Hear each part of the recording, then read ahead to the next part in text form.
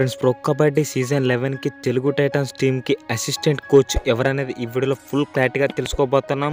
అలాగే అఫీషియల్గా అప్డేట్ ఎప్పుడు వస్తుంది, ఎవరైతే బాగుంటుంది అనేది కూడా ఈ వీడియోలో ఫుల్ క్లారిటీగా అయితే తెలుసుకోబోతున్నాం. ఫ్రెండ్స్, ముఖ్యంగా pro Kabaddi season 11 fantastic updates కోసం అయితే ఇన్స్టాగ్రామ్ అకౌంట్ మరియు మన యూట్యూబ్ ఛానల్ అయితే ఇప్పుడే సబ్స్క్రైబ్ చేసుకోండి. ఫ్రెండ్స్, అందరికంటే ముందుగా లేటెస్ట్ అప్డేట్స్ అన్నీ కూడా మన ఛానల్లో ఉంటాయి, అది మీకు కూడా తెలుసు. అలాగే ఇంకా ఎవరైనా ఈ వీడియోకి అయితే లైక్ చెప్తే లైక్ చేయండి. ఫ్రెండ్స్, ఇంకా వీడియో స్టార్ట్ చేద్దాం. అలాగే మీ ఫేవరెట్ ప్లేయర్ ఎవరనేది కామెంట్ చేయడం అయితే అస్సలు మర్చిపోకండి. ఫ్రెండ్స్, తెలుగు టైటన్స్ టీం యొక్క అసిస్టెంట్ కోచ్ ఎవరనేది మాత్రం అఫీషియల్ అప్డేట్ అయితే ఇంకా రాలేదు. అసిస్టెంట్ కోచ్ ఎవరనేది అఫీషియల్ అప్డేట్ అయితే త్వరలోనే రాబోతుంది. ఫ్రెండ్స్, ఈ month last week or next month first week లోనైతే అఫీషియల్ అప్డేట్ అయితే రాబోతుంది. ఫ్రెండ్స్, ఇప్పుడు తెలుగు టైటన్స్ టీం కి అసిస్టెంట్ కోచ్ గా ఎవరుంటే బాగుంటుంది అనేది చూసుకున్నట్లయితే గత సీజన్ లో అలెగ్జాండర్ పాండ్యన్ గారు అయితే ఉండడం జరిగింది. ఫ్రెండ్స్, మరి ఒకవేళ ఈ సీజన్ కి శ్రీనివాస్ రెడ్డి గారిని గనక అసిస్టెంట్ కోచ్ గా పెడతారా లేదా ఇంకా ఎవరైనా కొత్త వారు వస్తారా అనేది అయితే త్వరలో అఫీషియల్ అప్డేట్ వచ్చినప్పుడైతే తెలుస్తుంది. ఫ్రెండ్స్,